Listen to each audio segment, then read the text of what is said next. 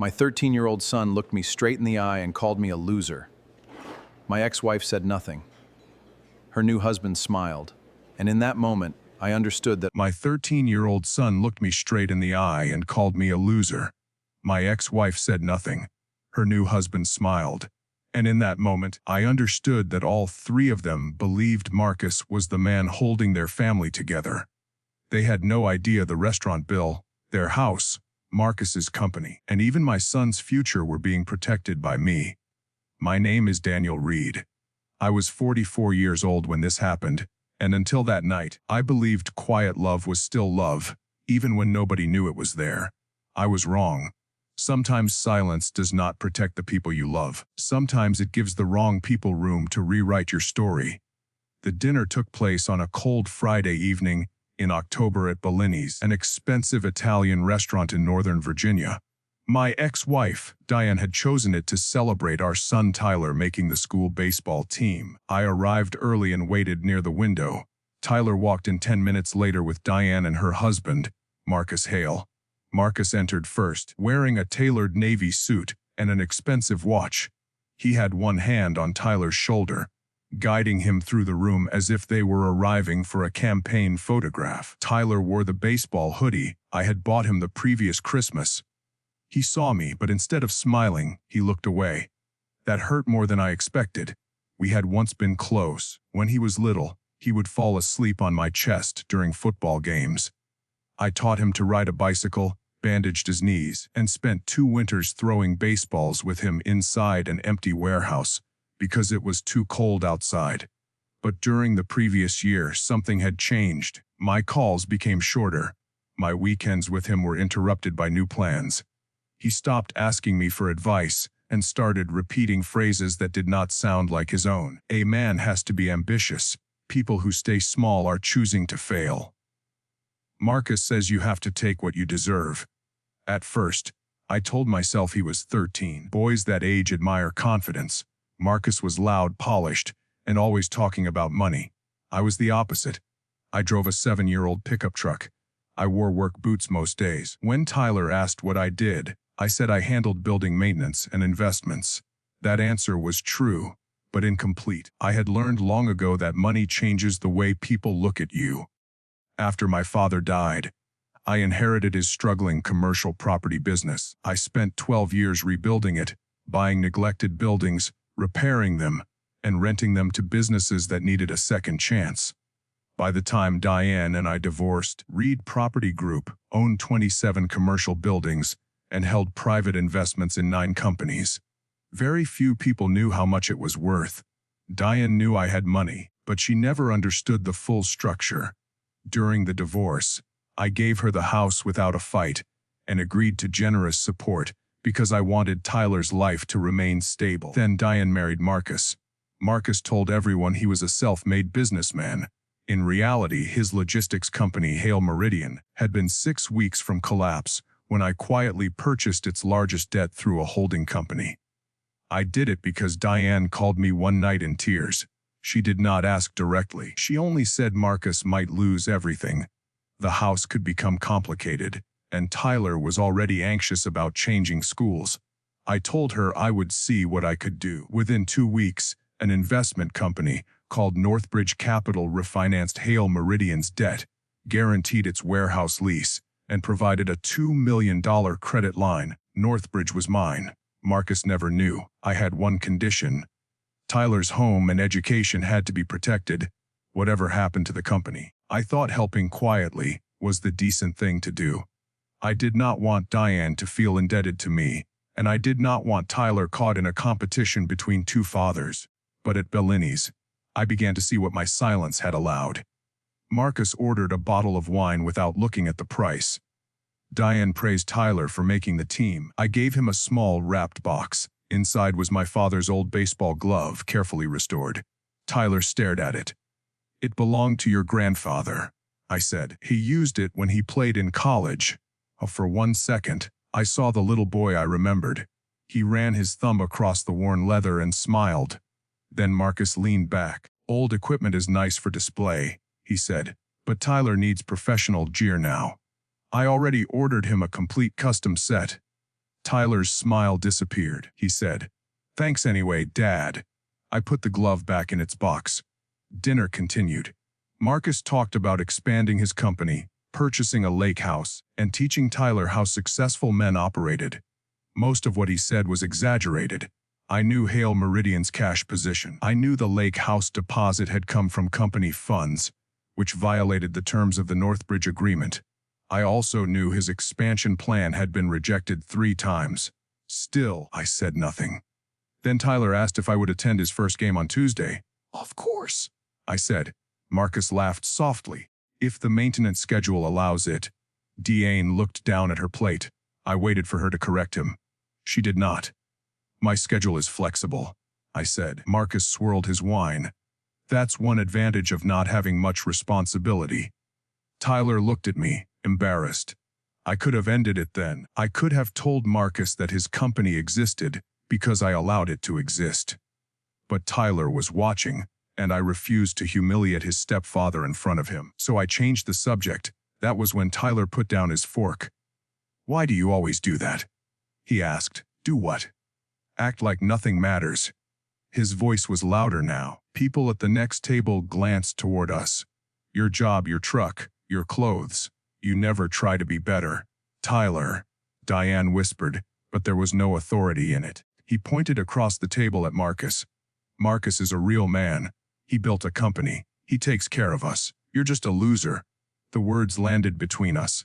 Diane went pale, but she remained silent. Marcus lowered his eyes, yet the corner of his mouth lifted. He was enjoying it. That smile changed everything. I looked at my son. Anger would have been easy, but beneath his hard expression I saw fear. Tyler was not only insulting me. He was repeating a lesson someone had taught. A man's value was his watch. Love only counted when it was announced. Kindness was weakness. Silence meant failure. "Where did you hear that?" I asked. "I can think for myself." "I know you can. That's why I'm asking." Marcus placed one hand on the table. "Daniel, don't interrogate him, because you don't like the truth." I turned toward him. "Did you tell my son I was a loser?" "I told him that a boy needs a strong example." "And you believe that's you?" He smiled fully now. "Look around." I did. I looked at the man whose company I had rescued, sitting beside the woman whose home I had paid off, speaking to the child whose future I had protected. Then I looked at Diane. "Do you agree with him?" Her answer came after a long pause. "Marcus has been present, Daniel. Tyler sees that. I have never missed a support payment, a school event, or a weekend unless you change the schedule. This isn't about payments." That sentence almost made me laugh. No, it was not about payments. It was about all the things they believed appeared by magic.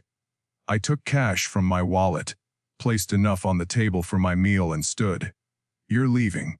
Tyler asked. "Yes." Marcus gave a satisfied shrug. "That's what he does when things get difficult." I ignored him and looked only at my son. "You may be angry with me. You may even believe what you said. But one day, you will learn that the loudest man at the table is not always the strongest." I picked up the box containing my father's glove. "And when that day comes, I hope you will be brave enough to decide what kind of man you want to become." I walked out before anyone could answer. In the parking lot, I sat inside my truck for almost 20 minutes. I did not cry when my marriage ended. I did not cry when my father died. But that night, with the restaurant lights glowing behind me, I put both hands over my face and broke. Then my phone rang. It was my attorney and longtime friend Rachel Kim. "Daniel," she said, "we have a problem with Hale Meridian." I almost laughed at the timing. What kind of problem? Potential fraud. Rachel explained that Northbridge's auditors had found altered invoices, missing fuel reimbursements, and transfers from Hale Meridian into a private account. The account belonged to Marcus. The estimated amount was $840,000. "There's more," she said. "He used company funds for the lake house deposit, a car, and payments to a consulting firm owned by his brother." "Does Diane know?" "We don't know." I stared through the windshield. 20 minutes earlier, I had been willing to continue protecting their life. Now I was hearing that Marcus had used my protection as permission to steal. Begin a full forensic audit, I said. If we do that, he'll know Northbridge is preparing enforcement. Good. Are you sure? I thought of his smile when Tyler called me a loser. By Monday morning, Marcus received formal notice that Hale Meridian was under review. Northbridge froze further credit and demanded access to all financial records. At 9:21 called me. I let it ring. At 9:18 she called again. At 9:25 Marcus sent a message. Do you know anyone at Northbridge Capital? I did not answer. At noon, I met Rachel and our lead investigator, a former federal auditor named Samuel Ortiz. Samuel placed 3 folders on the conference table. The first contained evidence of Marcus's transfers. The second contained emails showing he had created false shipping contracts to make Hale Meridian appear more profitable. The third was worse. Marcus had applied for a personal loan using the house as supporting collateral. The house legally belonged to Diane, but the application included a signature that looked like hers. She says she never signed it. Samuel told me, you spoke to her. Her attorney contacted us this morning. I opened the folder. The signature was close, but not right. Diane always made the final letter of her name sharp and narrow. This one was round. Marcus had forged it. The anger I felt was no longer about dinner. He had placed Tyler's home at risk while presenting himself as its provider. Can the lender take the house? I asked. Rachel shook her head. The fraud gives us strong defenses. Also, the protective lien you established during the divorce has priority. The years earlier, when I transferred the house to Diane, I had placed it in a family protection trust. Neither spouse could sell it or use it as collateral without approval from an independent trustee. Marcus had apparently never read the documents. The loan would fail. The house was safe, but now I needed to know how far his influence over Tyler had gone. I reviewed my messages with my son. For months, Tyler had canceled visits using almost identical language. Busy building discipline. Need to focus on better influences. Marcus is teaching me what success requires.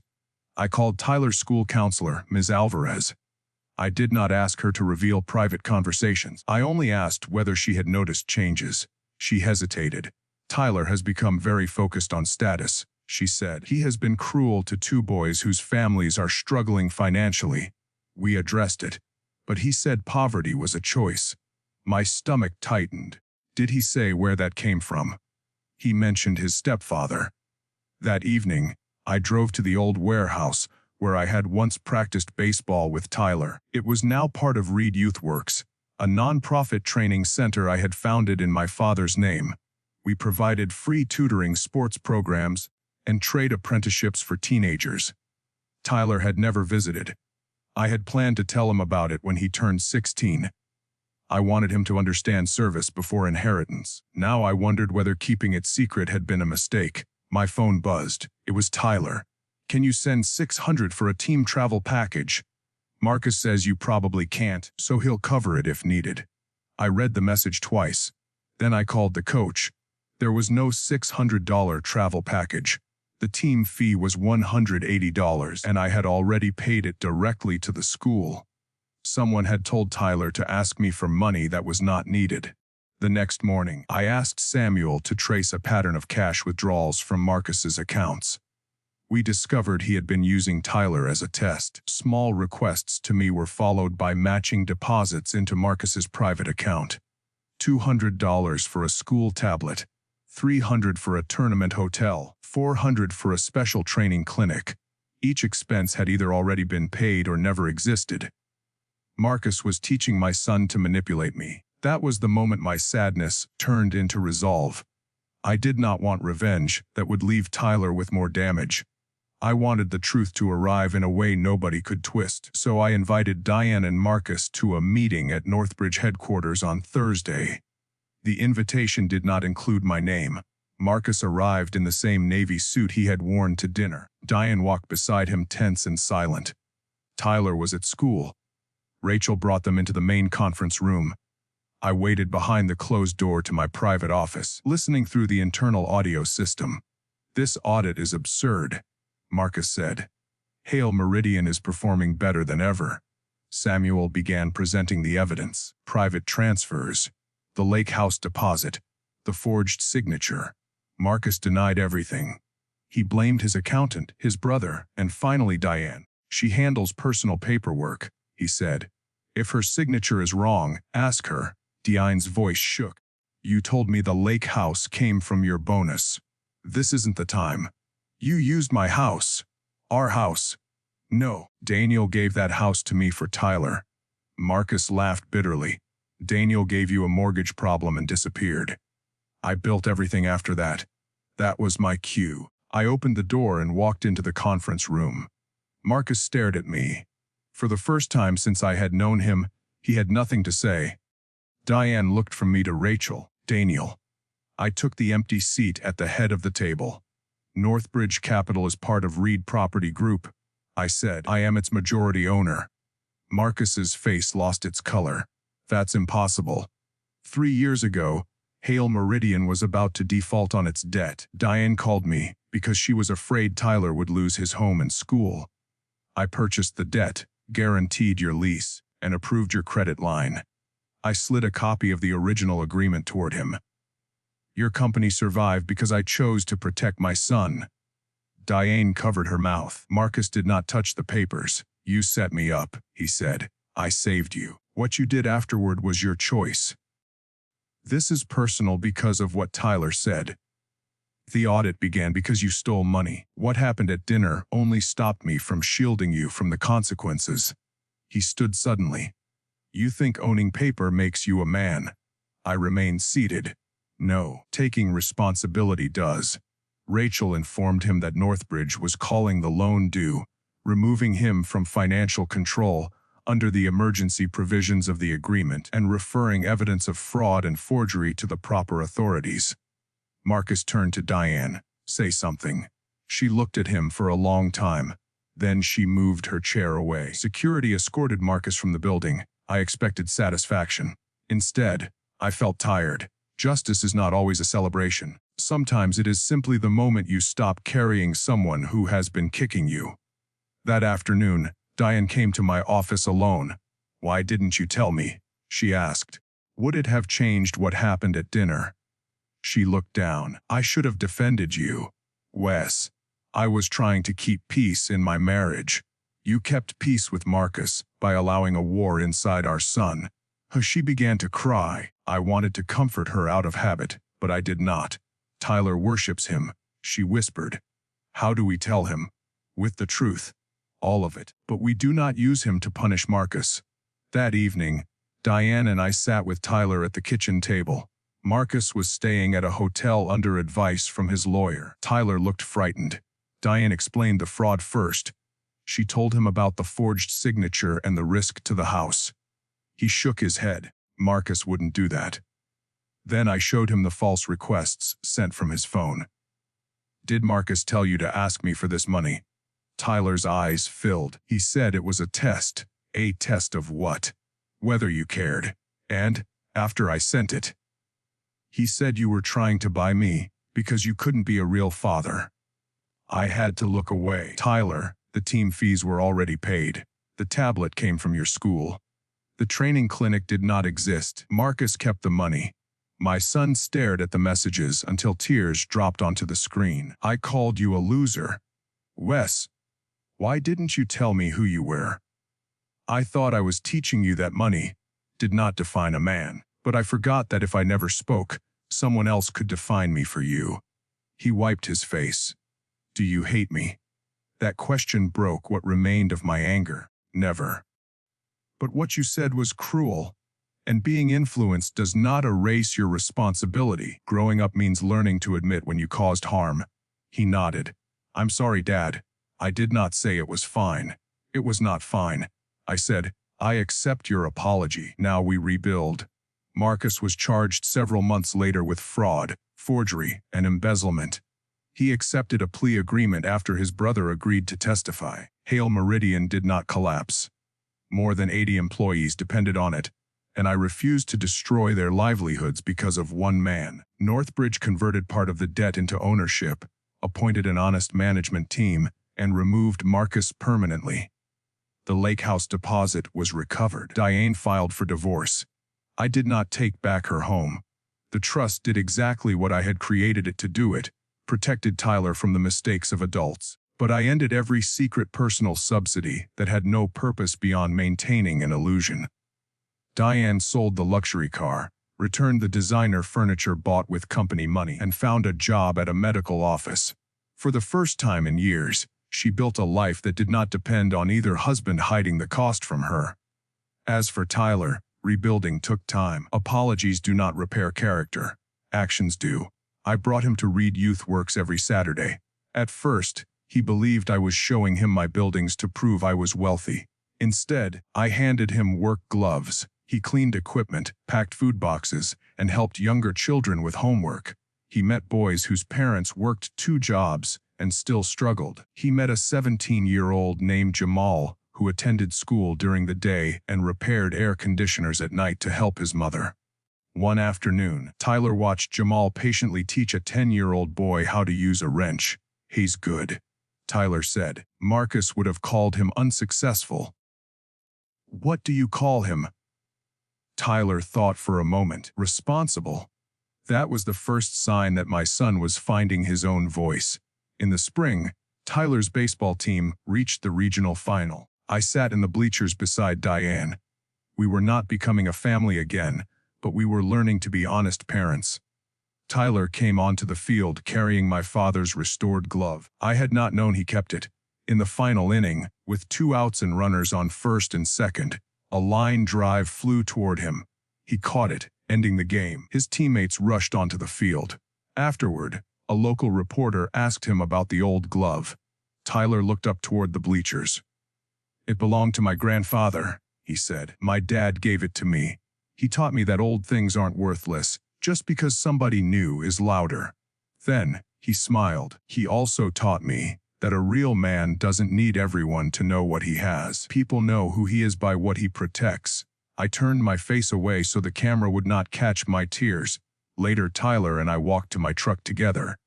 "Dad," he said, "do you remember what I said at that dinner?" "I remember. I wish I could take it back." "You can't." He looked down. I put a hand on his shoulder. "But you can become someone who would never say it again." He nodded, holding his grandfather's glove against his chest. That night did not end with me taking Marcus's company, his car, or his freedom. Those were only consequences. My real victory was taking back the truth he had stolen from my son. Marcus had taught Tyler that power meant standing above other people. I taught him that strength meant standing beneath the people you love when their world was falling, and having enough self-respect to step away when they started using your back as a throne. For years, I believed quiet support was the purest kind of love.